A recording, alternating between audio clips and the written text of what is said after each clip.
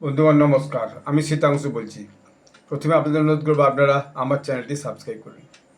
দিল্লি এবং আশপাশ একটা আন্দোলন এবং উদ্বেগ টেনশনের কেন্দ্রবিন্দুর জায়গা হয়ে দাঁড়িয়েছে।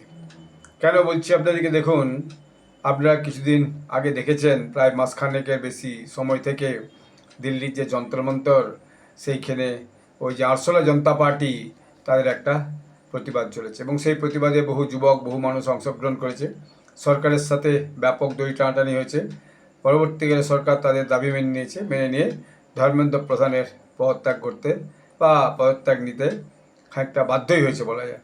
এবং তাদের নেতাদের সঙ্গে কেন্দ্রীয় নেতা, রাজ্যসভার যিনি দলের প্রধান জেপি নাড্ডা বসে থেকে তাদের সঙ্গে সাংবাদিক সম্মেলন করে বিষয়টা ঘোষণা করার চেষ্টা করেছেন বা ঘোষণা করেছেন, সমস্যাটা মেটানোর চেষ্টা করেছেন। এটা একটা পর্ব গেছে। তারপরে দেখা যাচ্ছে এই আরশোলা জনতা পার্টি তারা কিন্তু চুপচাপ রাজ্যগুলোতে তারা একটা আন্দোলনকে দানা বাঁধানোর চেষ্টা করছে, একটা অশান্তি পাকানোর চেষ্টা করছে। তারা পশ্চিমবঙ্গ এসেছিল, পশ্চিমবঙ্গে খুব একটা সুবিধা করতে পারি, তাদেরকে কোনো রকম মিটিং মিছিল সভা বা প্রেস কনফারেন্স এভাবে করতে দেওয়া হয়নি, তারা ফিরে চলে গেছে। এরপরে তারা রাজস্থানে গিয়ে হাজির হয়েছিল। রাজস্থানে এর আগেও গেছে, আবার রাজস্থানে গেছে এবং রাজস্থানে দেখা যাচ্ছে আজকে সকালের দিকে তাদের যে নেতারা গেছিল, একটা গ্রামে গেছিল একটা স্কুল ভিজিট করতে। তারা এখন দাবি চলছে স্কুল চলো আন্দোলন, অর্থাৎ স্কুলে যে স্কুলের পরিকাঠামো কেমন আছে, স্কুলে কী সুবিধা অসুবিধা আছে, সেটাকে নিয়ে তারা দেখতে চায় এবং সেটাকে নিয়ে তারা তথ্য জমা করতে চায় এবং তথ্য জমা করে জানাতে চায়। অর্থাৎ এটা একটা সরকারি ব্যবস্থার উপর চাপ সৃষ্টি করা। রাজস্থানে বিজেপি সরকার। এখন দেখা গেল কি আজকে সেখানে যাওয়ার পর সেখানে যে গ্রামের স্কুলে যেতে গিয়েছিল, সেখানে গ্রামবাসীদের পক্ষ থেকে ভয়ানক প্রতিবাদ হয়েছে। তারা একদম ধাক্কি দিয়ে তাদের গাড়ি করে ফেরত পাঠিয়ে দিয়েছে, যেটা সেটা নিয়ে তারা বলেছে আমাদের কারো হাত ভেঙে দিয়েছে, কারো গাড়ি কাঁচ ভেঙে দিয়েছে, এসব বলেছে। কিন্তু গ্রামীণরা বলেছে আমরা গ্রামে ঢুকতে দেবো না। আর তাদের নেতারা বলেছে না, তো বিজেপির এমএলএ এগুলো প্রশ্রয় দিয়ে করা করিয়েছে, আমরা এটাকে সহজে ছাড়বো না।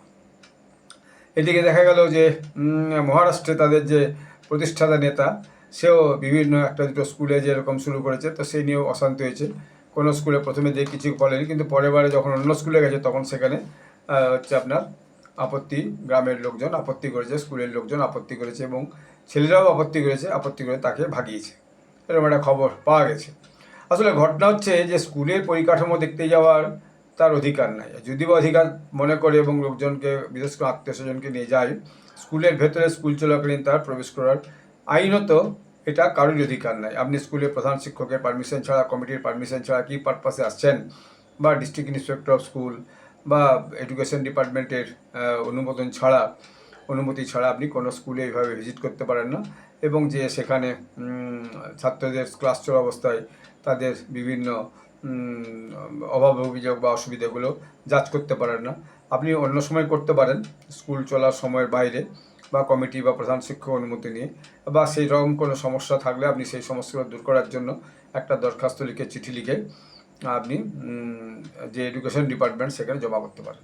তো দেখা গেল সেখানে তাদের প্রতিষ্ঠাতা সদস্য নেতা সেখানে বাচ্চাদের সঙ্গে খাবার খাচ্ছে এবং পরে জানা গেল যে বাচ্চাদিকে যারা ডেকে নিয়েছিল তার সঙ্গে তার যে সমর্থকরা, তারা সেই স্কুলের বাচ্চা নয়, তারা অন্য স্কুলের বাচ্চা এবং সেই স্কুলে এসে তারা সেই স্কুলের বাচ্চাদের খাবার সে খাচ্ছে।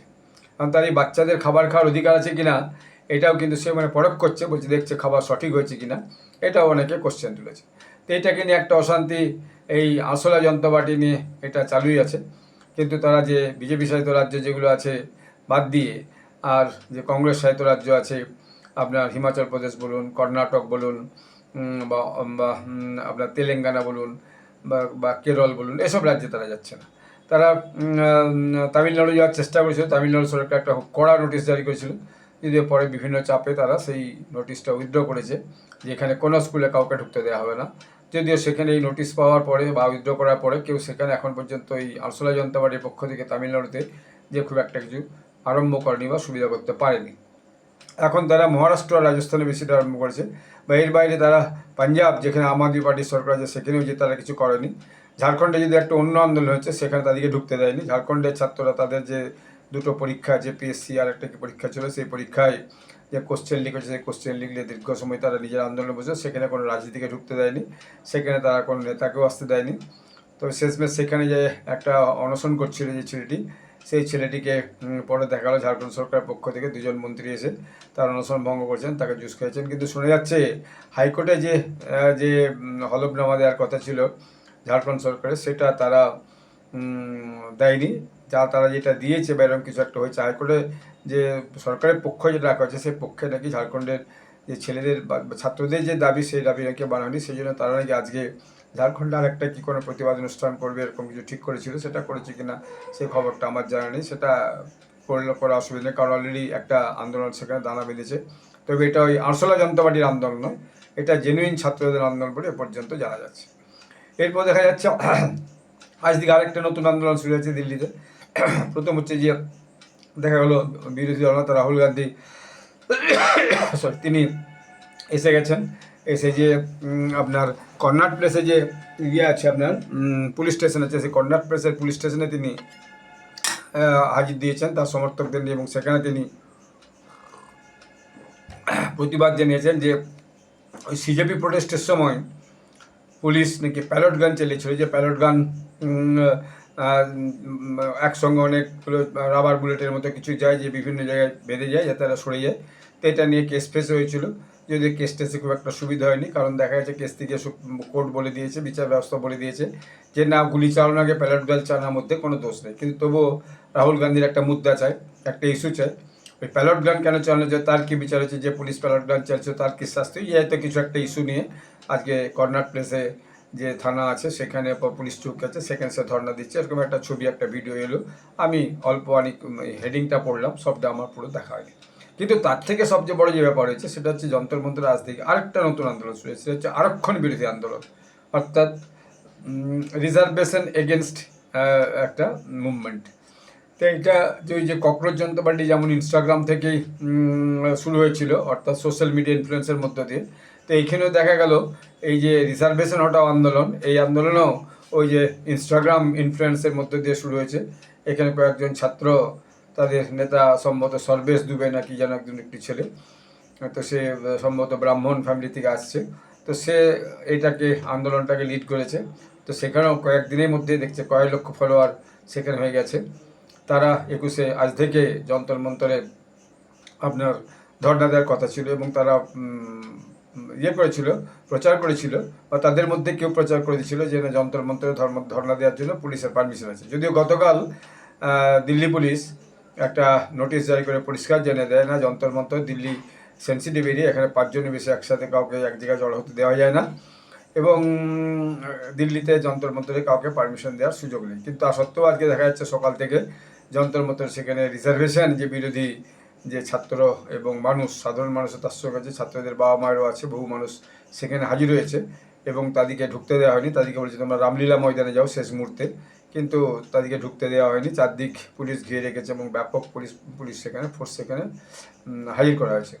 এটা প্রথমের দিকে ঘটা। তারপরে একটা ছোট্ট খবর শুনলাম যে বোধহয় তাদেরকে শেষমেশ যন্তর মন্ত্রে ঢোকার পারমিশন দেওয়া হচ্ছে, শান্তিপূর্ণ আন্দোলনের পারমিশন দেওয়া হয়েছে, তারা ভেতরে ঢুকে বোধহয় বসেছে, এরকম একটা খবর একটুখানি হালকা শুনলাম। তো সেটা সত্যি রকম খবরই পাইলাম যে না, কাউকে ঢুকতে দেয়নি, তারা বাইরেই বসে আছে, যে আমাদেরকে যন্তর মন্তরেই আন্দোলনে অংশগ্রহণ করতে সুযোগ দিতে হবে। কারণ আগে আপনি অনেককে সুযোগ দিয়েছেন, ককরোচ পার্টিকে দিয়েছেন, তার আগে বিভিন্ন রাজনৈতিক দলকে দিয়েছেন, আমাদেরকে কেন দেবেন না? আর এর আগেও একবার এই যে সবর্ণদের যে একটা আন্দোলন, অর্থাৎ যে জিসি জেনারেল কাস্টডির যে একটা আন্দোলনের জন্য আগেও একটা ডাক দেওয়া হয়েছিল, আগেও পারমিশন চাওয়া ছিল, তখন তাদেরকে পারমিশন দেওয়া হয়নি, সেই ডাকটা আছে। অতএব ফলে আজকে তারা সেখানে হাজির হয়ে গেছে, এবং দেখা যাচ্ছে দিল্লিতে প্রায় 2-5 হাজার যুবক মানুষ কিন্তু যন্তর মন্তরে হাজির হয়ে বসেছে, এবং সেখানে বেশ কিছু সাধুসন্ত যে হাজির হয়ে বসেছে। অপূর্বানন্দ বলে একজন সন্ন্যাসী, তিনিও সেখানে হাজির হয়েছেন। তাদের দাবি হচ্ছে যে দারিদ্র্যের ভিত্তিতে রিজার্ভেশন দেওয়া হোক, কোনো জাতপাতের ঊর্ধ্বে উঠে রিজার্ভেশন দেওয়া হোক, এবং বুদ্ধিমত্তাকে, মেধাকে গুরুত্ব দেওয়া হোক। তো এরকম একটা বিষয় নিয়ে এই আন্দোলনটা আজকে শুরু হয়েছে। কদিন চলবে যায় না, তবে তারা এখনও কোনো হিংসাত্মক যে ব্যারিকেড ভাঙাভাঙি করে ঢুকবো যন্তর মন্তরে, সেরকম কিছু ঘটনা আমি দেখলাম না কোনো ভিডিওতে, বা একটু আগে পর্যন্ত যেটা দেখেছি। এখন পর্যন্ত কী হয়েছে আমি জানি না, আমি ঘন্টা 2 আগেকার খবর বলছি, মানে 4টা পর্যন্ত 5টা পর্যন্ত আমি যে ভিডিও দিচ্ছি, তারা সেরকম কিছু করেনি, এবং পুলিশে তাদেরকে পারমিশন দিয়েছে, এবং ভিতরে তারা টেন্ট করে বসেছে সিজিপি প্রোটেস্টের মতো, সেরকমও কোনো ভিডিও কিন্তু এখন আসেনি।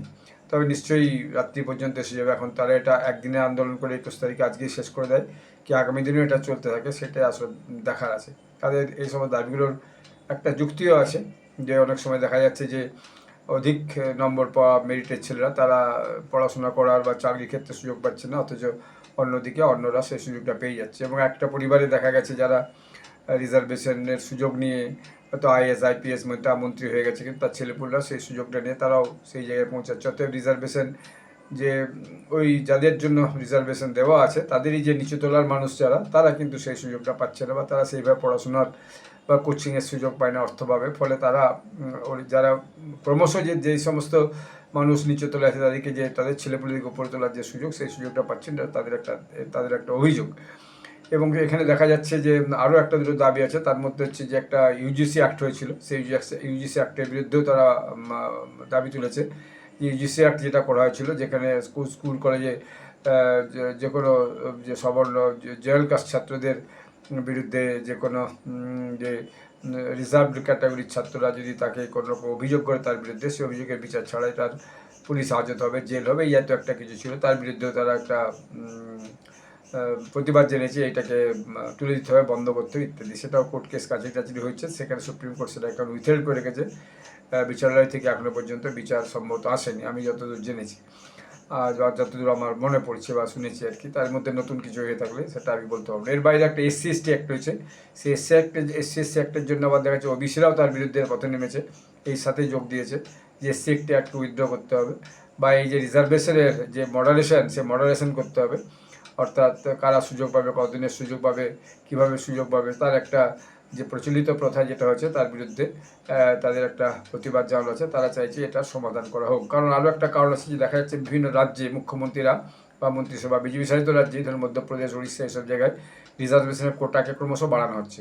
ফলে দেখা যাচ্ছে কি সেখানে সাধারণ শ্রেণীর মানুষ, ছেলেপুলেরা, তারা পড়াশোনা বা চাকরি বাকরিতে সুযোগ কম পাচ্ছে, তার জন্যই তারা আরও মূলত এই আন্দোলনটা শুরু করেছে। এই আন্দোলনের ফল আবার সেই সিজেপির মতো কতদিন চলে, আবার সরকারকে এই জায়গায় হাজির হওয়া যায়। কারণ আমি অপূর্বানন্দের একটা ভিডিও দেখলাম, তিনি বলছেন এবার সরকার লোক পাঠিয়ে আমাদের সঙ্গে আলোচনা করুক, তারপরেই আমরা এই অনশন না হোক, এই ধর্না থেকে উঠবো, এই জাতীয় একটা বলছেন। তো ফাইনালি রাত পর্যন্ত কি হবে আজকে সেটা বোঝা যাবে, বা আগামীকাল পরিষ্কার বোঝা যাবে এই ধর্না কন্টিনিউ হলো কতদিনের জন্য, অথবা এই ধর্না বন্ধ হয়ে গেল, একদিনের মধ্যেই বন্ধ হয়ে গেলো। এর মধ্যে শোনা যাচ্ছে কর্মী সেনা, অন্যান্য কালী সেনা, এই জাতীয় যে সমস্ত বিভিন্ন সংগঠন, মানে যে যে বিজেপির যে যে হিন্দু বেশ সংগঠনগুলো আছে, মানে বিশ্ব হিন্দু পরিষদগুলো, এরা বাদ দিয়েও আরও তো অনেক যে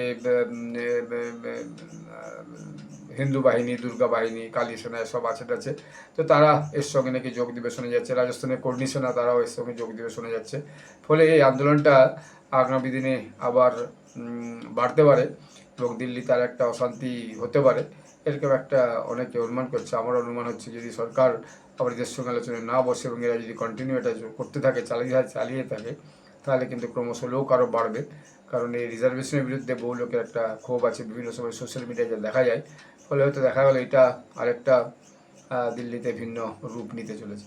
ফলে এই জাতীয় অশান্তি ক্রমশ লেগেই থাকছে এবং কিছু কিছু দাবির যৌক্তিকতা আছে, কিছু কিছু অযৌক্তিক দাবি আছে। কিন্তু সরকারের পক্ষেও হয়তো সম্ভবত যে সব মানুষকে সন্তুষ্ট করা যাচ্ছে না বা পারছে না, বা সব মানুষকে একসাথে সন্তুষ্ট করাও মুশকিল। কারণ রিজার্ভ ক্যাটাগরিকে সন্তুষ্ট করা বা জিসি ক্যাটাগরিকে সন্তুষ্ট করা হবে, দুটো তো একসাথে হবে না। তো যাই হোক, সরকার এর মধ্যে আগামী দিনে কি মধ্যপন্থা নেয় সেটাই দেখার, এবং এই আন্দোলনটাকে আবার কীভাবে সরকার হ্যান্ডেল করে সেটাই আমরা দেখার অপেক্ষায় থাকবো। যাই হোক, আন্দোলন শান্তিপূর্ণ হলে ভালো। যে কোনো আন্দোলন গণতান্ত্রিক উপায়ে আন্দোলন করার অধিকার রাখা আছে। কোনো আন্দোলনই যেন উগ্রপন্থীতে মানে উগ্র আন্দোলনে পরিণত না হয়, পুলিশের সাথে কোনো ঝগড়াঝাটি বা ইয়েতে না পরিণত হয়, ব্যারিকেড টপকি এই জাতীয় অশান্তিতে না পরিণত হয়, সেটা হলেই ভালো হবে। গণতান্ত্রিক আন্দোলন, সরকারের সাথে আলোচনা হোক, সরকারও একটা শান্তিপূর্ণ আন্দোলনের নেতৃত্বের সঙ্গে আলোচনা করে আগামী দিনের জন্য একটা কোনো পথ খোঁজার চেষ্টা করুক, সেটা সবারই কাম্য। যে কোনো আন্দোলনই তার একটা তো বেশ থাকে, তাহলে লোক সেখানে পৌঁছায় কেন? তো সেই বেস্টার যে কারণগুলো আছে সেই কারণগুলো নিয়ে আলোচনা করে সেগুলো দূর করতে পারলে বা একটা এমন একটা ব্যবস্থা করা হলো যাতে সবাই সন্তুষ্ট থাকলো কম বেশি, কিছু ধরে কিছু ছেড়ে, তাহলে পরে হয়তো আগামী দিনের জন্য এই আন্দোলন থেমে যাবে, অথবা এই আন্দোলন কিন্তু আগামী দিনে আরও বৃহৎ রূপ নেবে। যদি আজকের মতো থেমেও যায়, এই আন্দোলন যে আবার ভবিষ্যতে একটা বড় আকার নিতে পারে তার কিন্তু বীজ আজকে একটা রোপণ হয়ে গেল। তো let we wait and see কী হচ্ছে। আপনারা সবাই ভালো থাকবেন। ধন্যবাদ। জয় হিন্দ। বন্দে মাতরম।